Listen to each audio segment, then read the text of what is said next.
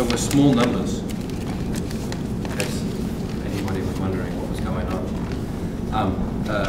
And so the focus of this is there's a series of provincial engagements that's happening around the Nova Centre, which is a very large development that's going in the downtown of Halifax. It's probably the largest development since the 1970s. There's 5 provincial engagements that are happening across the province. This is one of them. We were in Sydney last night. We had a full room in Sydney last night. And we're in New Glasgow today, we're in Truro tomorrow, and then we're in Wolfville and Newburgh in September. And the purpose of this is kind of twofold. So on one level, hi, welcome. Pull a chair. Okay. We're a small number, so we're just huddling and chatting, and we'll stay together as long as it's useful. So the purpose of the provincial engagement specifically is kind of twofold. So one, there's very concrete things that the public can influence. One, in terms of the design of the building, and two, in terms of the type of how the building can be a springboard in terms of having an impact on other parts of the province through tourism, through economic development. You know, what are the kind of partnerships and policies and programs that need to be put in place so that a building like this can actually have an impact in other parts of the province. And of course, a huge part of the development is the convention centre as well, which is about bringing people from all over the world into the province. And hopefully that, again, being a springboard for them to go to many other places. We're small numbers here, so it felt kind of crazy to do the kind of dog and pony show, presentations, slides, small group conversations that we've been doing in other places. Maybe just simpler to, I think we'll start off with just a little round of introductions so we can know who's here and understand you know, who you are, but also a little bit of, you know, what are you coming here seeking? What are the kind of questions you have? And then we can just use those to form the agenda of what we would talk about. And when we feel like we're done, we'll be done. And if that's in 20 minutes, that's great. If that's in half an hour, that's good. But I suggest we don't go longer than something like 45 minutes. So you know, there's no point having a conversation for the sake of it. Let's have conversations because they're useful to us. Does that sound like a reasonable way for us to use our time? Yeah? Excellent. So we're just going to start on my left here. We'll spin around a little introduction. And then any questions you have coming in? Hi. Join us. Hi, how you doing? Good, how are you? Welcome, we're good. Thank you very much. So we got small numbers, so we're just sitting down literally and having a chat, so come join us. Right up, thank you very much. Yeah, we're just about to do a little introduction just so we can get a sense of who's here. Okay. And what are some of the questions people are bringing in. And the kind of, the piece before that was a couple of things we can influence, the design of the building as a whole. Yeah, and then also how the building and the convention centre can have an impact on other parts of the province. So good to have you with us, mate. Thank you very much. Yeah.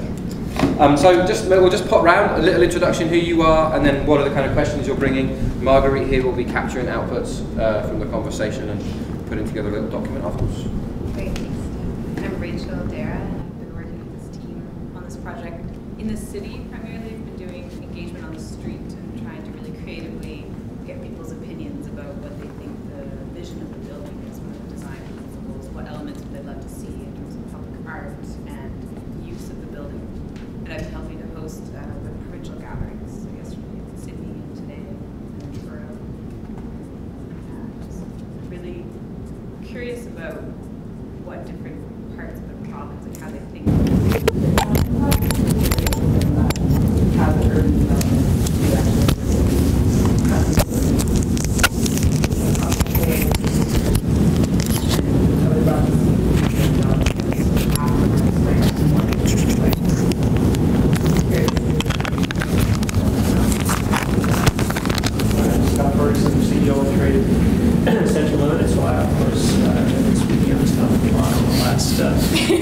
just a bit, and, you know, but really what I distill this down to is I still look at this as really a pretty simple business. It's a people business, and it's really about how you connect people. I think conventions, people have their own opinion on what conventions are, but to me they're the simplest form of community or economic development you can find today. And it's really just about attracting people from around the world into our community. But we need to do that together. And once we do that, we need to work together to find ways to lever those and develop those relationships to develop a broader benefit stream, I call it, to the entire province. And I think it's happening at a time when there's some unique trends that I see in the industry. I get asked a lot about trends that I notice, and certainly a lot on the business side of things, about how decisions are being made and budgets and those kinds of things. But my sense is that, you know, with all that's going on around the world, I think delegates international, nationally are looking for and craving actually what you might consider to be a real people experience. And I think they get that in Nova Scotia, so I think our time is now. And assuming that we can work together, as I know that we can, to lever this investment, I think that there's benefits that can flow to the entire province. It's not just a Halifax project. And I'm committed to making sure that happens. And I, of course, I can do it on my own. I need to do it with a good, effective partnerships around the province. And what's important to Glasgow is going to be different. What's important to Cape Breton, what's important to the Valley. So it's just understanding, you know, what unique activity is happening, what's unique about a community, and then how do we partner to kind of create some benefits. So that's what I'm doing. My name is Cameron Ells. I'm an engineering and environmental consultant from Halifax. I'm not part of this development team. I live in Halifax within walking distance of where this location is.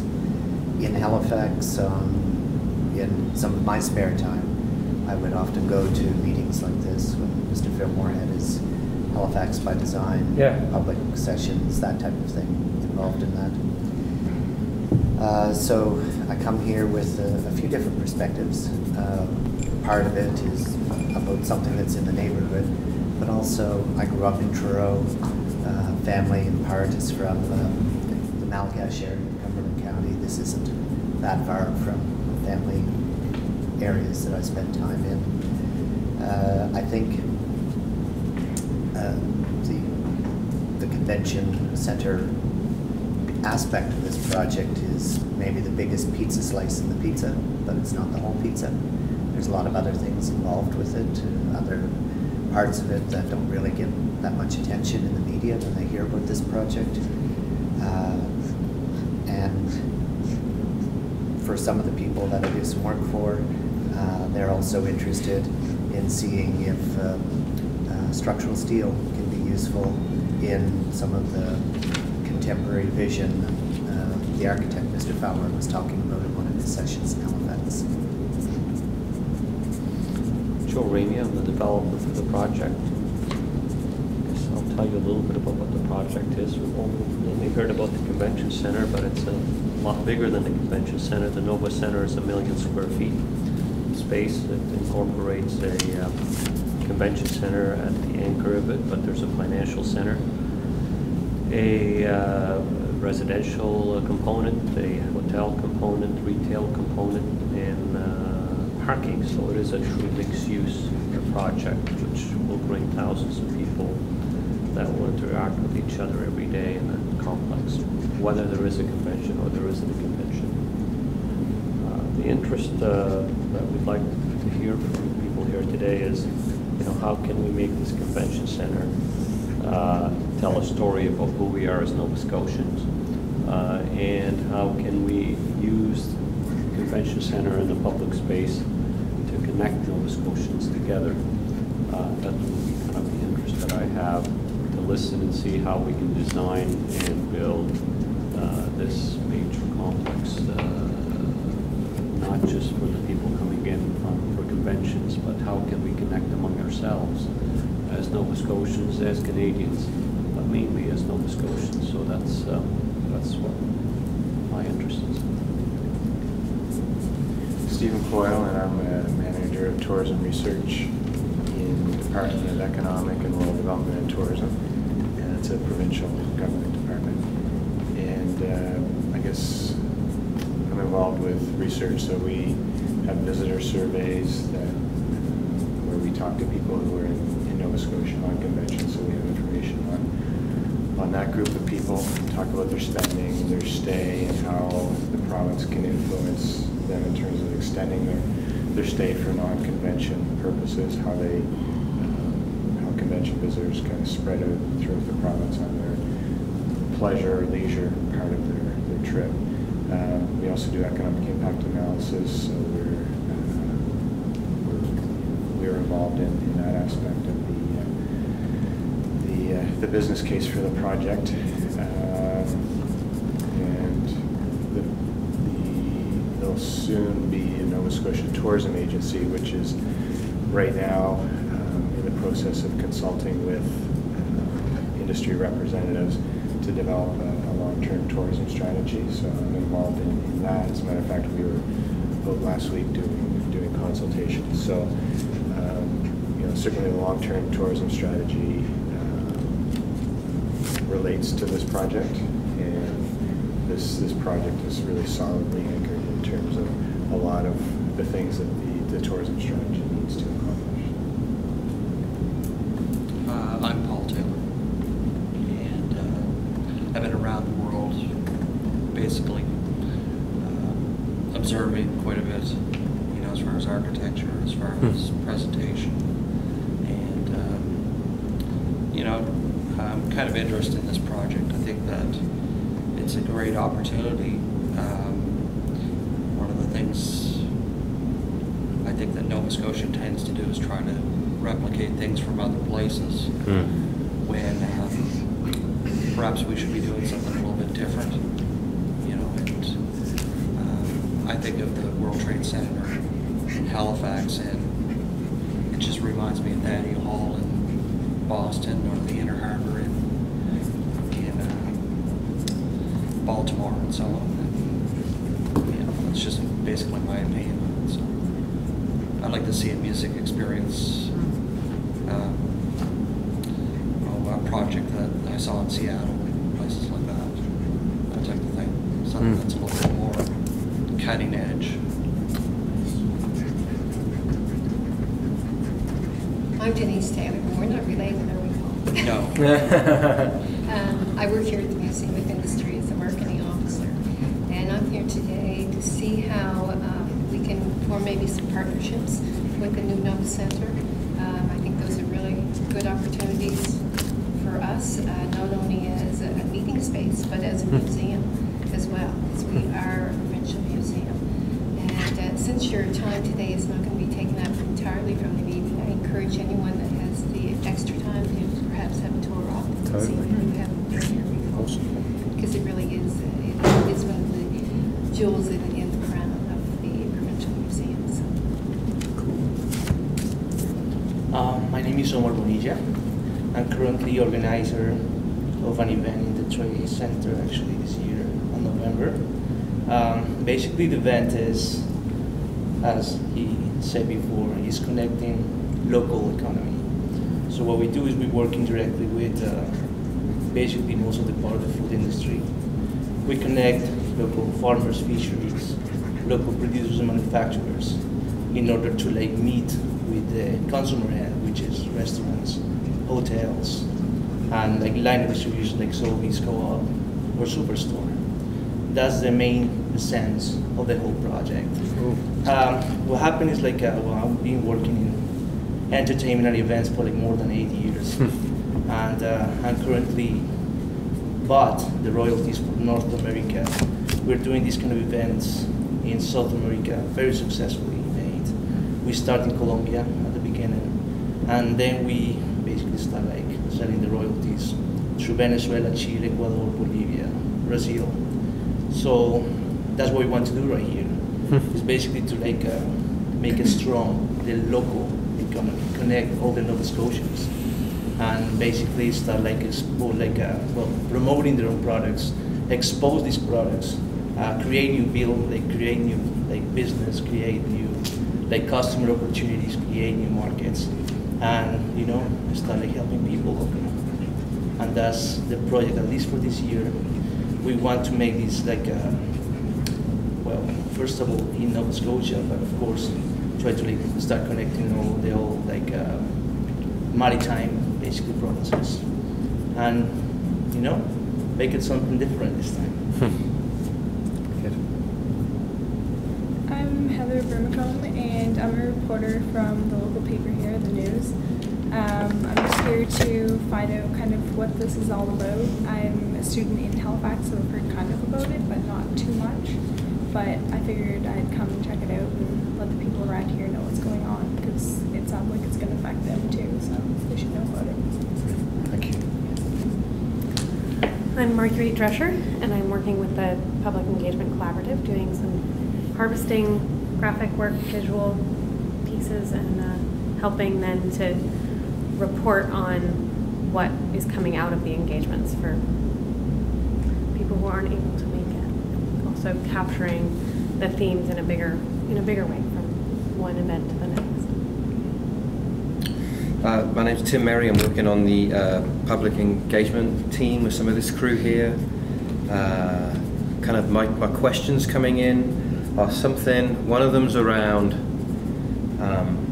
how do, when big opportunities arrive in the province, how do we not like hunker down into our silos and try and get as much for our individual little pieces rather than work together? So like, there's a big piece for me, whether those silos are geographic, whether they're kind of like economic sectors, whether they're whatever it might be.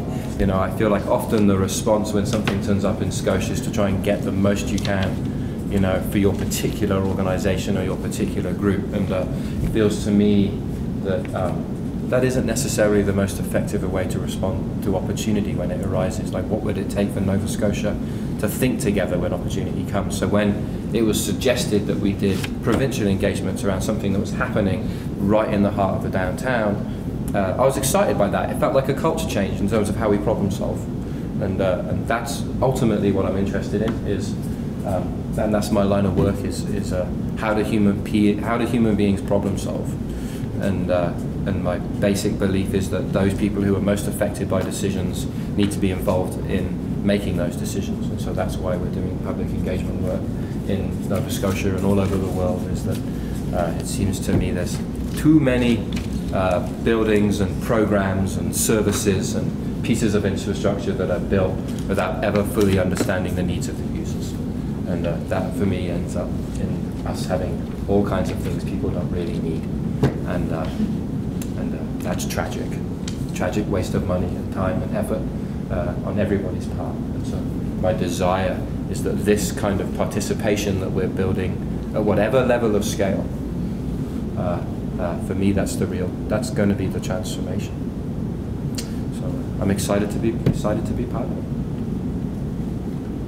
Good enough. Marguerite, anything come out here that felt like could be a good little conversation starter,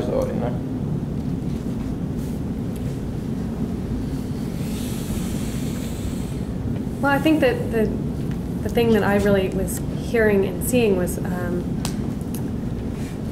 more than the ripple effect was like the desire to connect. What does working together look like? So that was the piece that jumped out at me through listening. Nice. So I mean, essentially, it's an open table. There's some stuff that Marguerite is saying. One of the themes that came out here is around how can a development like this actually create the conditions for Nova Scotians to work together. And but it's open. We can have an open discussion here. And one of the themes that came out from Sydney, just to be really clear, was as we talked about, there was all talk about what could happen in the public space, in terms of like multimedia fly-throughs of the Skyline Trail or things like that, which would be awesome. But one of the requests that fascinated me was that whatever mechanism you put in place to support these things happening, they have to help the counties of Nova Scotia work together. So it shouldn't be about just doing Cape Breton or just doing New Glasgow or there has to be something in the infrastructure of it that helps people work together. And I thought that was fascinating. Anyway, Joe. I'd be interested to hear what Paul, what suggestions to the things that he saw that was very interesting, and how where can we look from a design, since you've traveled and seen some things. It'd be interesting to see and hear what are the things that you kind of caught your eye. Well, I've seen quite a few things from traveling to the world's most southern city, and you try it, Argentina to the heart of Africa to a lot of different places. And what you're trying to do is you're bringing in people for an experience with all these things in a convention floor setting and so on. I think if you go too much for cliches within our own recognition, you know, as far as Nova Scotia and no more lobster traps. Well, you know, I mean, it's not that I don't think that those things have a place, but I mean, I think that they're so used, you know, and you know, I think as far as a lot of these things, visual aspects as far as not being or not coming forth as far as high tech, exciting people. You know, I know of a technology now that's very simple that you can change windows into a visual media with simple LCD projectors. You know, and it's just a window film where you know, an entire curtain wall could be,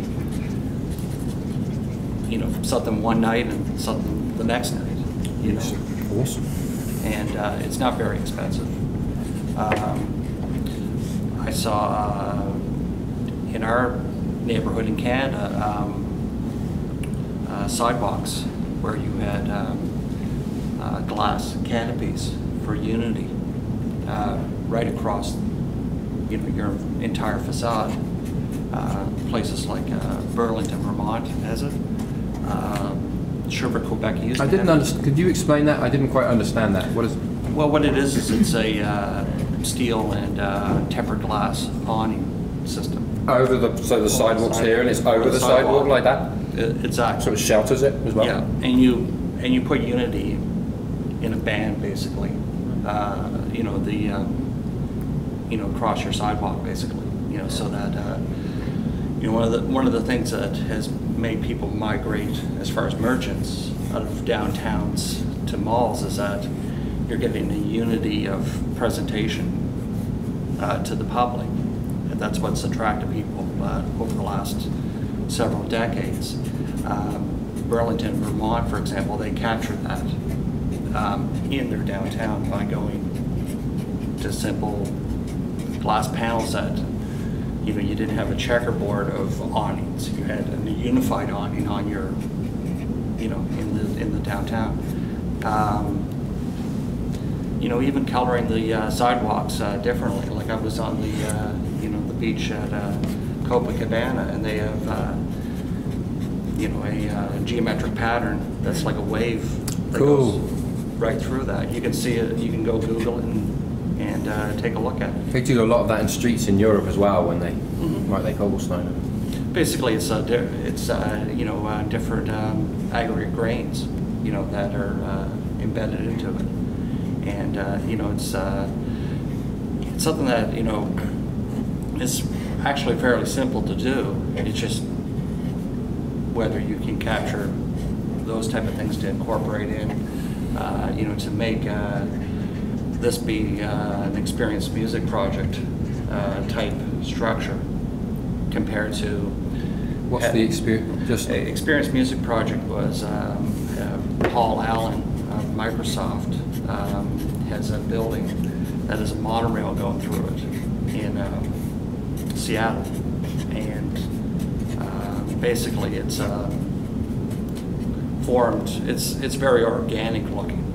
I wouldn't go that far as Halifax, but you know, the project's a $500 million project. You know, I would assume that, you know, there's going to be a portion of, you know, budget that's going to be you know, devoted towards the exterior. I don't know too much as far as the street behind where the Chronicle Herald building was, and that lot. I believe that's going to be the entire footprint, and I believe I've seen in the past where you're going to have a pedestrian walkway through. That's right. You know, I mean, you know, I think that's very brilliant, to be honest. You know, Lots of opportunity to do things there. oh, definitely, yeah, yeah, and Paul brings up an interesting point that I like the idea of the convention center, even though the convention center is part of a cluster of other activity. Like a lot of cities around the world, because they're such massive structures, they can either be cities unto themselves, right, or they dwarf the area they're in. But I kind of look at the convention centers being the entire downtown core in a sense, because the element you're talking about, if they could fit and flow that way, then really the convention center experience wouldn't be just the building. It would be the building and the blocks, breaking down the waterfront. So there's almost no breakages, right? There's a flow on how it works in downtown. I think that this center has the potential to be an anchor store of your downtown district, which, you know, is of course lacking within downtown Halifax. Like there's no magnet. That's kind of, is that what you mean? Or? That the magnet seems to be, to me, after everybody has vacated the downtown core, is you know, sporting events and concerts at the Metro Center, and maybe, well, the Liquor Dome and other things that, you know, aren't that desirable. But you know, like I said, I think that, you know, you have to look at the night also as a medium where you're presenting. Yeah, totally. A few weeks ago, I think a lot of us had opportunities to see pictures from London during the Olympics. Yeah. I'm curious of your impression of what you saw at that location, where you would have old, 200-year-old palaces and buildings that look like the legislature, beside things that look like a pickle and a Ferris wheel and things like that. Well, you know, London's development or redevelopment, you know, I also think of that structure that's like a vase. You know, it's like a, you know, that's quite innovative. I think that's a city hall or it's a financial building. But on Canary Wharf, those ones you mean? No, it's like a. It's across from the first. I think so. Yeah, I was actually there on a trip to Africa. Okay. Past that Ferris wheel, so. The London Eye. Yeah. Call it. Yeah. Anyway, that's a place that seems to have a mixture of the old, the new, what was contemporary in the 21st century, and perhaps what was contemporary in the 18th century. Absolutely. Yeah, absolutely. Oh, I think it's a great example of, you know, a place that hasn't become obsessed with, you know, having an 18th century approach to architecture for everything. Basically making it a faux version of what already exists in the area. You know, that's one of the things that I kind of see.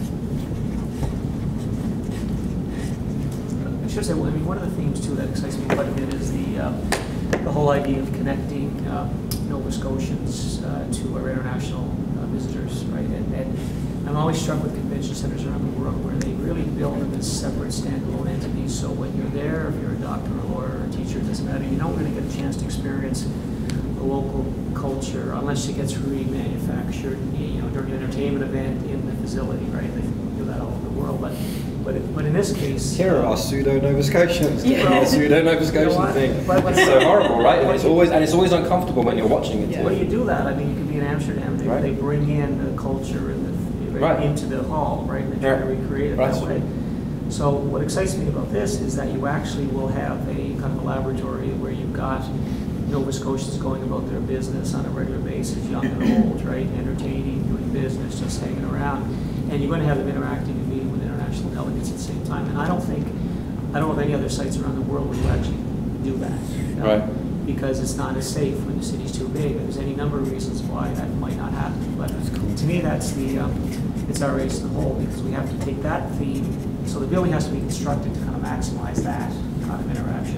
And then we have to take that theme and make sure that it's replicated throughout the province on how we're connecting with communities and connecting delegates and opportunities with communities. So to me, that's the core theme of this, is creating that environment where our international delegates are actually meeting Nova Scotians in a very relaxed, natural, in our natural setting, I guess, right? And that happens throughout the province. It doesn't happen, but it starts with the facility itself. You could avoid that at the facility and then expect to achieve it outside of Halifax. So you really have to be consistent with that. You got to start in the right position, then you got to carry that out.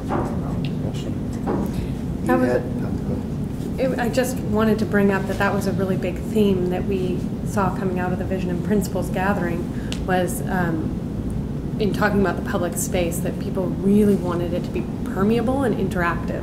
So that's just picking up on that thread that we've been hearing a lot. We had a comment coming out of Sydney last night about working together, conductivity, and the different counties. I suggest you to perhaps broaden the thought a little bit in that working with or connecting to counties doesn't necessarily have to be the municipal government of the county. Absolutely. That the county is much more than that. Absolutely. The private sector is much more than the public sector. And what you'll likely see is with other large construction projects or sources of economic activity is that interconnectedness may happen through networks of contractors and subcontractors. It may be that iron workers here are a little busier because the iron workers elsewhere in the province are way busier. That sort of ripple effect. And so in having that thought of people working together and connecting together, and then how that makes things a little busier, a little more active, or a little more beneficial in multiple parts of the province. That doesn't have to necessarily be a component of the local municipal government or county government or whatnot. Nice. Yeah, that makes me curious, this idea of exposing local products, as you said. I'd like to hear a little more about that. Like, how does that kind of partnership work? How do you expose local products in a building? Well, the thing is, like, the food industry here, restaurants have their own shows, and industry have their own shows, and basically, like, all the branches go through their own way. Our idea is connect them all in just one roof. Okay, so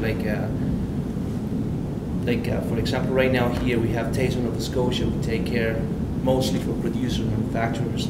Then Select of Nova Scotia are like mostly for industry. And then we have the Restaurant Association of Nova Scotia, which is only restaurants and hotels. And then we have Acorn, which is like the organic farmers. So like you see, it's like any organizations and everybody's independent, but nobody's doing actually the whole connection, which is like basically unify the whole deal, right? So that's why we are so involved in this, all right? Because we want to like, for example, if this happen, all right, we can do something like the Icon event for Nova Scotia, which could be, I don't know, could be in the fall, could be in the summer, it doesn't matter. The only thing is like to know like when the people are here and see like that this event will happen, you know, in this specific location, you know, like something massive that everybody can come in and say, this is what Nova Scotia have to offer. Not even for just food products. We can actually insert so many other different things, like for example, entertainment, you know, like all these different like local musicians and local bands.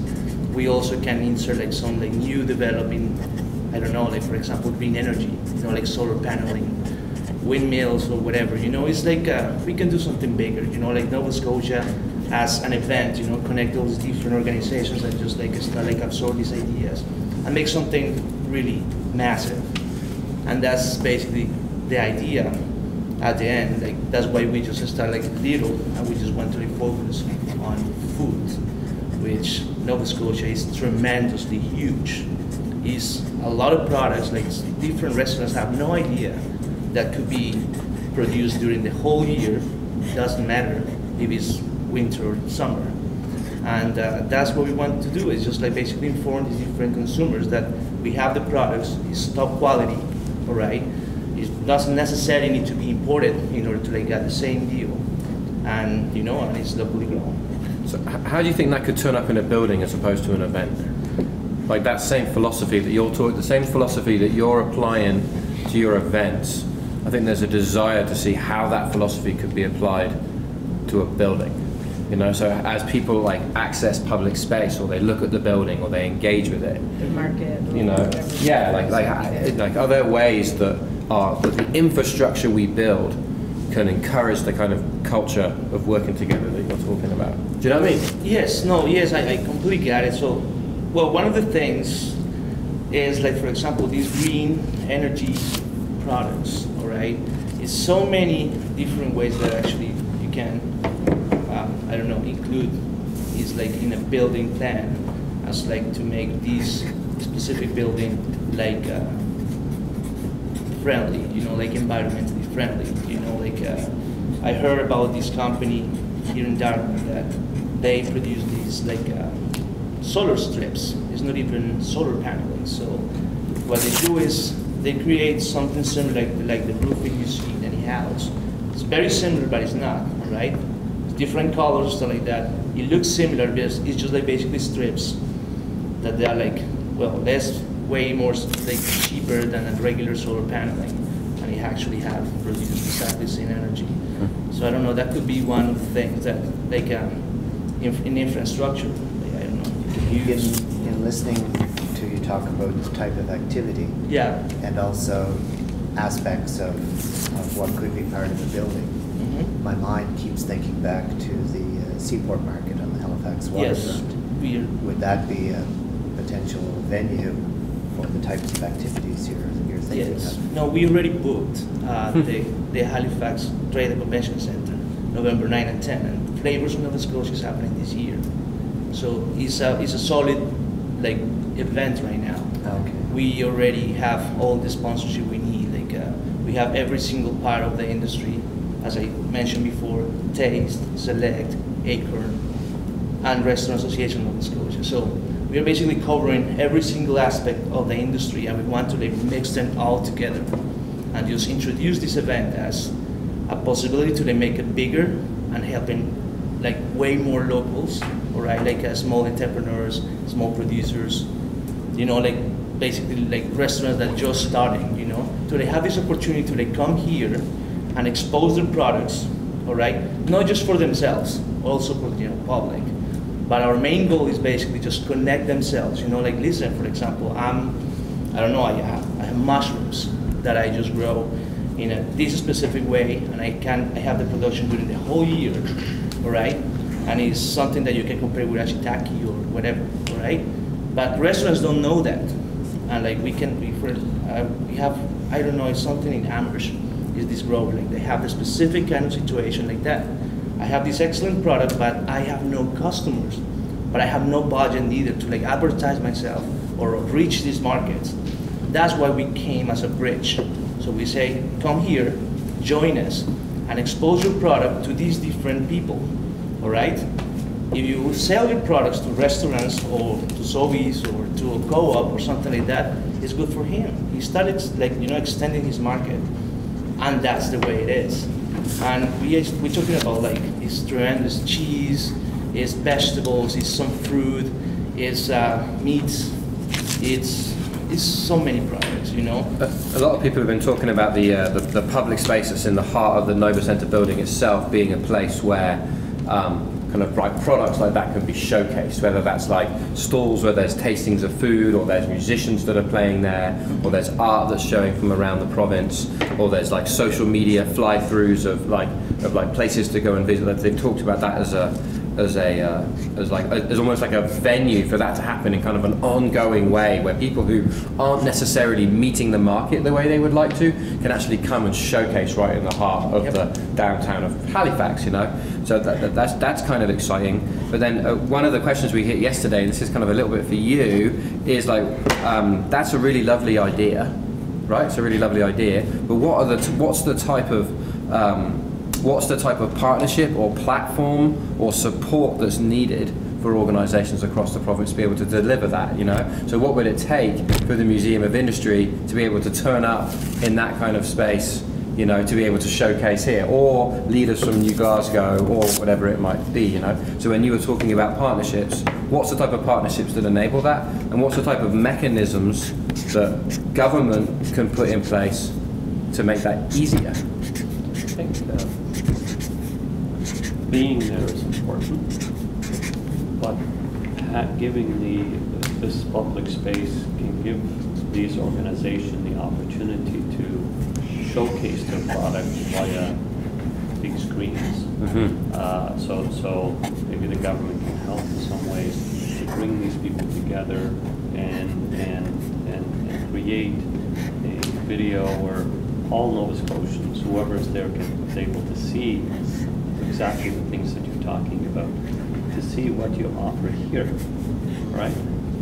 So they say, yeah, we should come and have a look. It's only an hour and a half drive. These are the things I think that that could possibly, that came out also yesterday. That did come out yesterday too, yeah. Right? So we give these, organization the opportunity to market themselves and what they offer or whatever they'd like to offer. So other Pelagonians, Nova Scotians, people from across Canada and the world can see, right, and it's there. Right. So it's almost like having government support to develop marketing materials that can turn up in this kind of interactive forum in the place. I mean, that would be awesome. We can give you the space. The question now, how do you bring that to that space? Like, we give you the mediums to do this. So now, how can the government help in bringing these people together and creating something out of it so it can be showcased? Right. So marketing and products can actually turn up there in a way that's viable, it can be, that generates interest. Great. There's probably some lessons to be learned from within the neighborhood. I mean, within a block or two where the Nova Centre is going to be, HRM has had some tourist bureau places that were quite nice that didn't last all that long. There was actually I thought, a rather nice restaurant at the top of the trade center that is no longer a restaurant there.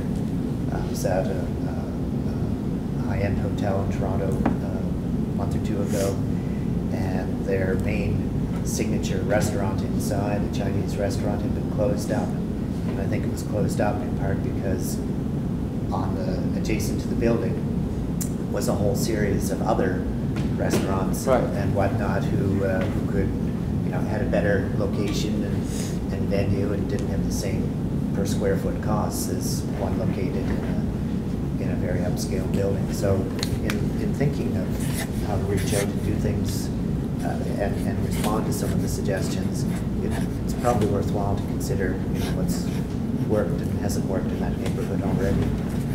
Here there isn't cost other than just basically like a restaurant that has to pay every day. I got to hire people.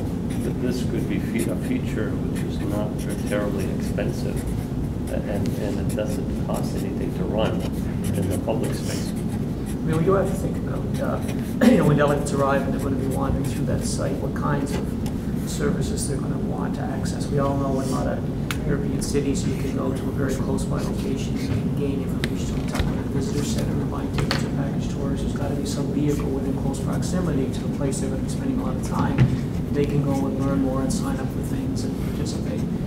But it also can be the kind of human experience. I'm always struck how successful they've been at the airport with their greeter network. I mean, when you arrive, you see many retirees, when they've got their target on, but in case they're out talking, it'd be very helpful. Many of them are past very successful business people. They've got an opinion on things and they're greeting and meeting people. So you could also have that element, so that when delegates are wandering through the convention center or the events plaza, they're being greeted by Nova Scotians who are there either on a paid or volunteer basis, and they're talking about what's special about Nova Scotia and why they should go and what they can do and those kinds of things. So it can also be the human element. But I want to pick up on your point earlier, which struck me. So we're good at a lot in Nova Scotia. It happens to be very fragmented, I think, because we've got so many different organizations trying to do the same thing within the same sector. You take culinary as an example. We are good at culinary. We've got the ocean influence and the wines and the local produce and everything that goes with that. So then we need to champion that. First of all, Nova Scotians need to understand that we're good at that. They can just can't hear that and not talk about it. But you can establish elements to further that. We host some national chefs conferences in Halifax. There's international, very high profile, chefs conferences that we should be attracting into the market if we're going to be good at this, right? There's training programs, so as a convention center, we train a lot of students from NSCC, from the culinary department. We need to highlight that more and champion that more and talk about it more. There's a chef's kitchen that any convention center has where you're hosting smaller groups. You could build that with outside access, have students involved in preparing Nova Scotian product and delegates and local people participating. So it's a matter, I think, sometimes of taking these sectors. It could be entertainment, it could be culture, culinary, and really understanding like who's playing in that sector, who's involved, what tools are there available to you, what programs are there, what national events, and taking a sector approach. Because what we've done in the past was very effective, effectively, I was going to say, very sick. Not successful either, but in any case, we've created, I think, a lot of organizations around this province. For a small province, I'm going to guess we've got more organizations per capita than most any in the country. So we're good at that, right? but I think what that does, it creates fragmentation. So we got to find some way, I think, to understand what we're good at. Make sure well, as a matter of fact, my partner, defragmenting. The thing I play in this kind of situation, I'm the organizer only. So I'm the guy behind to establish the relationship with the customers, set up the booths, make the whole organization thing. But my partner, Mark Gabriel, I don't know if you are familiar with him, he's the owner of Gabriel's Bistro in Antigonish. He's a well-known chef around the province, and he has an amazing connections in the culinary environment. Basically, he's well-known with all the chefs around the Halifax area, and that's one of the things he said. Unfortunately, he couldn't make it for this. He planned to, but he couldn't make it for this meeting today. But all that you say is already planned, and it's already in a whole project we have. The involvement with the Minister of Agriculture, the involvement with the Department of Tourism. It's something definitely we need to have here in this, because it's basically all part of it. It's all part of it. If you see in any single way, all is connected, all right? And that fragmentation is is the only thing that have one thing here and one thing here and one thing here. I have 3 events in a different thing. It's not working, So yeah. So we've been going about 45 minutes. Marguerite, so I suggest what we do. Marguerite, can you just give us a little summary of some of the things that have been coming up so far, so what you've been picking up, so we've been recording it, and then my suggestion is we just literally we finish in a similar way that we started, which is just go around, hear any kind of final perspectives you want to make sure you get in, or anything you're taking away from the conversation. But before we do that, just to let Marguerite give some sense of summary and context of what we've been, just to bring us all together, and then we'll just pop round again as a way to close, and so if you're bursting, we don't shut you out, right? So great suggestions in the design area. I felt like there was a lot of inspiration. Thank you, and then that really moved into how that's actually working within the designs of the public space of the Nova Centre, and also how the convention centre is working with the themes of connection and working together within those spaces to really show Nova Scotia. And then this comment about what does Nova Scotia as a whole have to offer, I think is really interesting in terms of all of these comments about how does it come together. And feeling connectivity not just municipally but through all different areas. And then a big piece that Scott was bringing in was around what the real people experience of Nova Scotia is, and so actually having it be permeable and interactive in the convention centre. And then the theme of partnerships started to come in. The whole Nova Scotia supporting marketing materials potentially, and what the actual experience in there is, and how that's partnering with different organizations or communities around the province. And then this last kind of bit around what's the opportunity to defragment Nova Scotia. Magic. So let's just, let's do the opposite of what we did coming in. So we'll just pop round this way. And just final words. Is there anything that you want to make sure? We've got Joe here. We've got Scott here. Stephen is here. Those of us who are recording this information and making sure decision makers that get it are here. So are there anything that you would like to say just to close, or any kind of summary of your experience would be lovely. Marguerite, why don't you start us off, and then we can just go round. I'm feeling totally invigorated by this conversation. There's a lot coming up, and I think really it's nice to hear new and different ideas than we've heard so far, and also to hear the kind of resonance and the patterns coming forward. So thank you. I like the whole idea of connection and stuff like that, and bringing everything together, because I feel like Halifax kind of is disconnected in certain parts. It's kind of in segments, but I really like that idea. It seems that it kind of needs it in a way. Well, I love the idea, like the fragmentation. Just like stop having like these specific things for each, and try to like make the whole union, try to like make the connection, and yeah, you know, like try to start like supporting local. We have a lot of stuff to offer, and it's now time to like expose that and start like telling people that yes, we have it and it's nice. I'm going to start by saying thank you to you and the group for inviting the public to be involved in this project. It's something that often doesn't happen.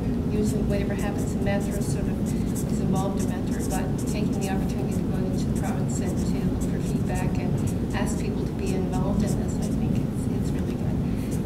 For me in the museum here, I've heard some ideas today, more about the project than I understood what it was. Maybe some opportunities that we can become involved in it as a museum. So I look forward to more information and more opportunities and try to find out where we can fit. Cool. I like to thank Scott and Joe specifically for that, because you know I really didn't expect them to come up actually. To be honest, I mean, you know, I kind of expected us to be kind of handed a plate of goods and come meet us in downtown Halifax and so on. And that's, you know, it's quite refreshing to see that engagement and, you know, wanting to find out what we might think out here in the boonies. So, you know, and but you know, I think you've got a unique opportunity, and with the unique opportunity, you want to make it unique as far as the statement that you're putting across to, you know, with this set of buildings. Because I know it's, you know, a lot of different things besides a convention center. It's also a hotel, probably a financial center, you know, different things as far as operating, and you know, hopefully, you know, you accomplish something where people from Yarmouth to Sydney will just say, well, when I go into Halifax, I want to go see that. You know, as opposed to there's where everybody from different groups come into Halifax and meet. So. Well, I thought like a lot of complementary but new ideas, you know, relative to our session yesterday in Sydney. So that's really neat. I mean, there's clearly an opportunity to it's kind of a blank slate, so we can use that public space to inspire people to, you know, convention visitors and the public in the space in the Nova Center to fan out and visit and experience other parts of Nova Scotia. Just the piece that I picked up here that maybe didn't come up yesterday was, you know, we need ideas, but we also need a way to make sure that businesses and organizations are empowered to participate, and, you know, that may not have the resources or feel enabling us to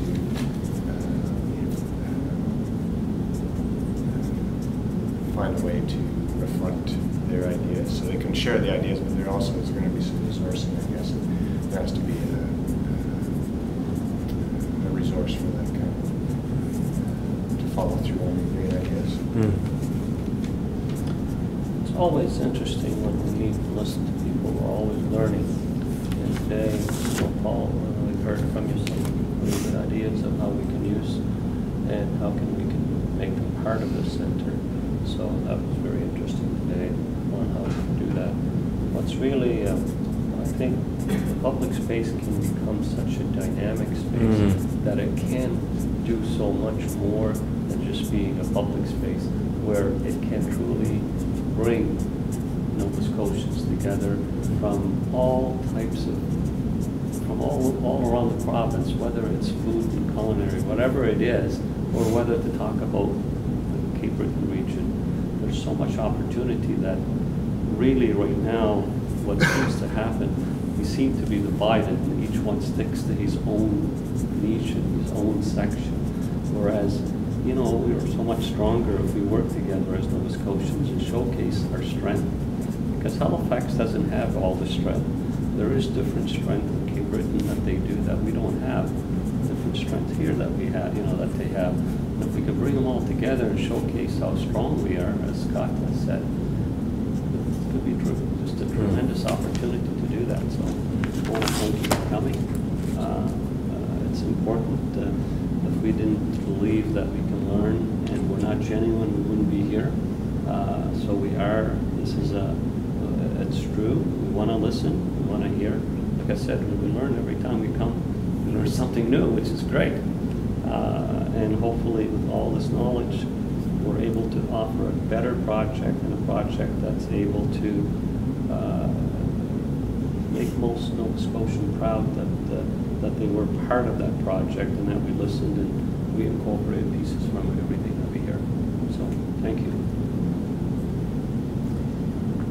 I think if I was Heather and trying to write an article about this gathering today, ostensibly on the topic of how this project has ripple effects in the coastal Pictou County or Cumberland County or whatever, I would be hard-pressed to have a lengthy article based on the discussion here. There's been a lot of things about food and conventions and whatnot happening in Halifax.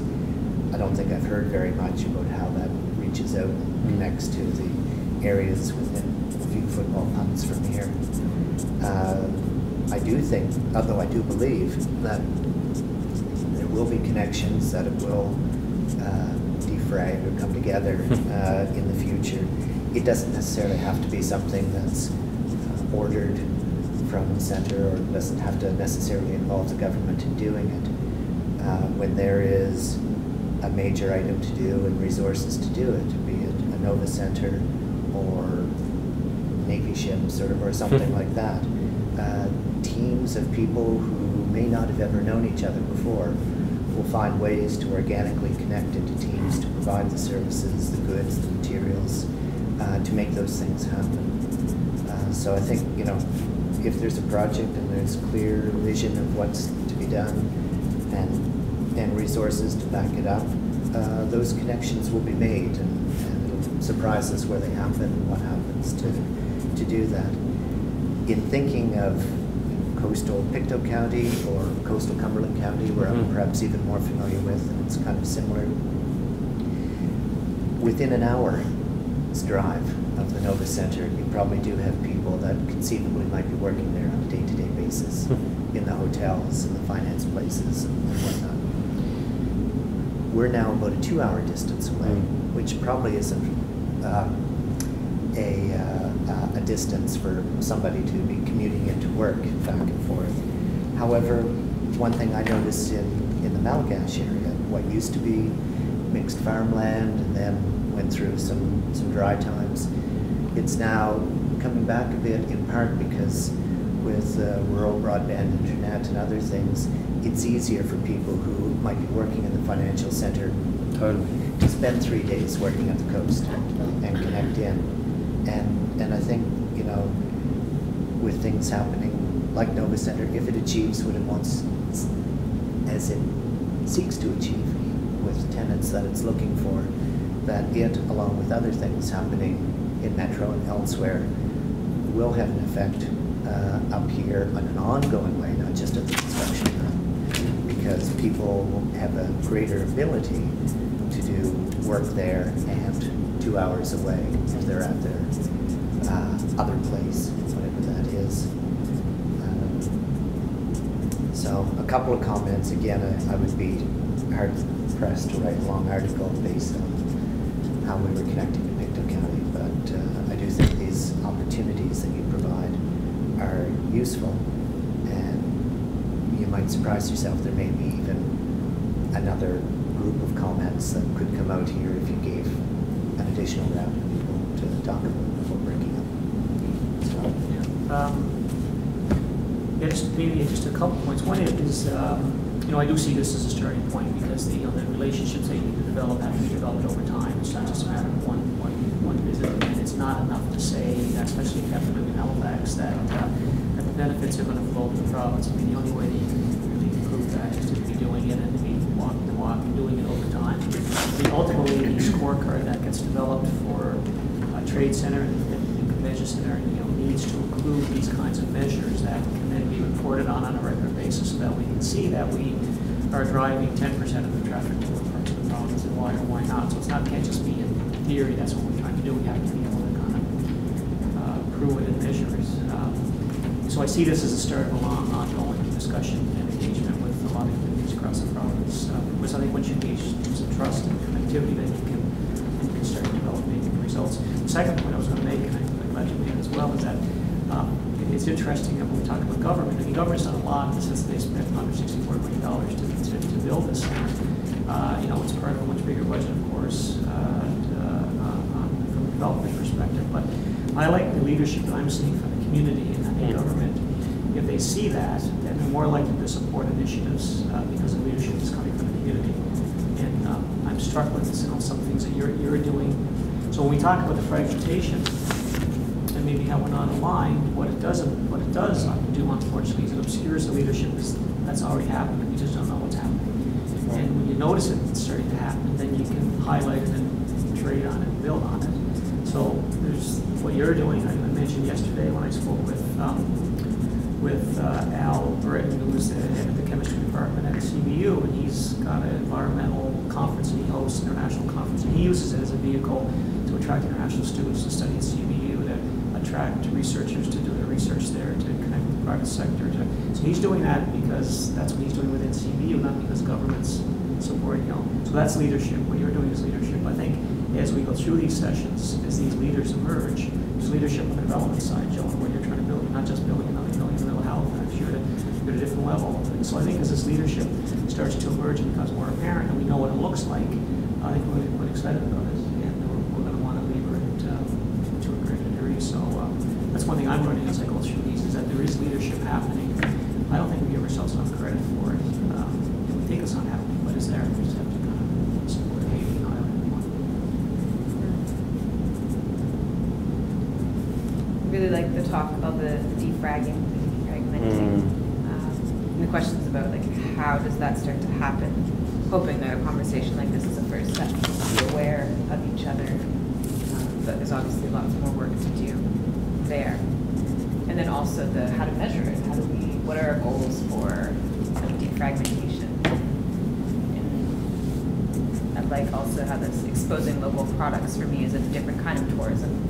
We want people to leave the convention center and go to other parts of the province, but it can also be an economic generator to get those people from across the province to come and showcase and sell their products in Halifax. So I kind of like that back and forth possibilities for.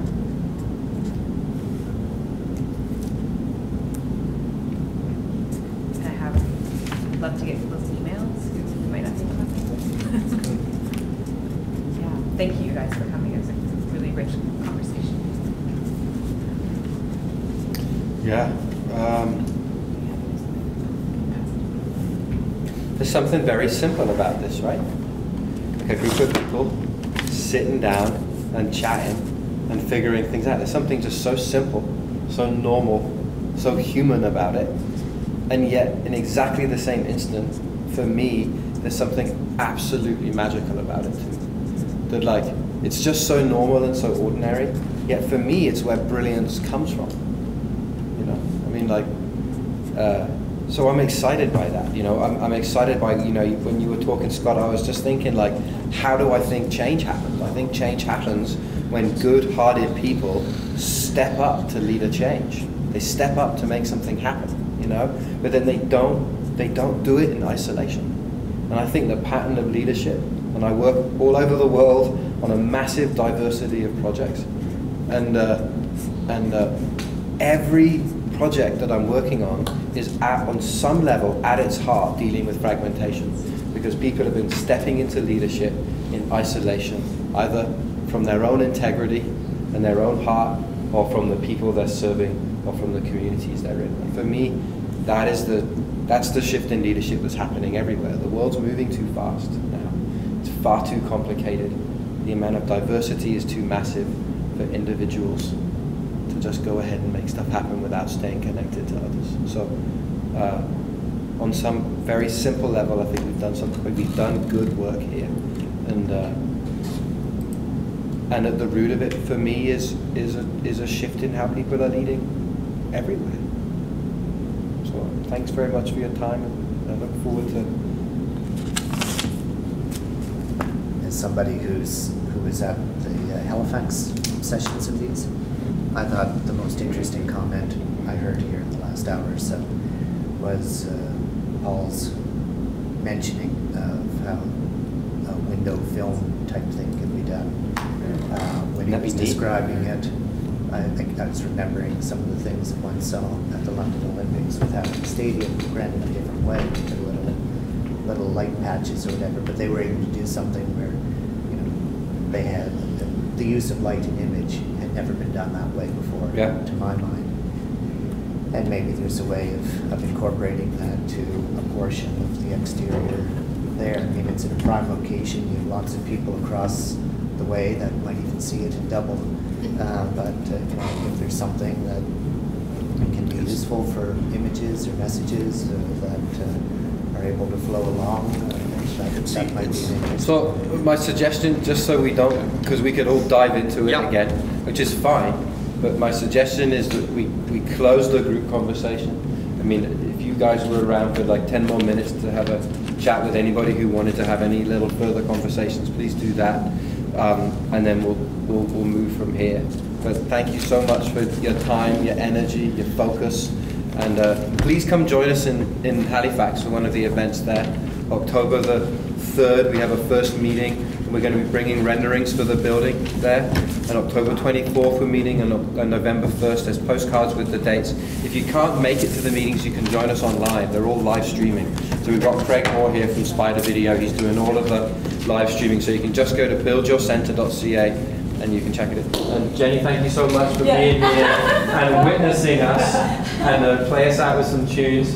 And so Jenny's on her third, Jenny McDonald on her third album already has been witnessing us. So anyway, thanks so much for your time and energy today, everybody. Good work.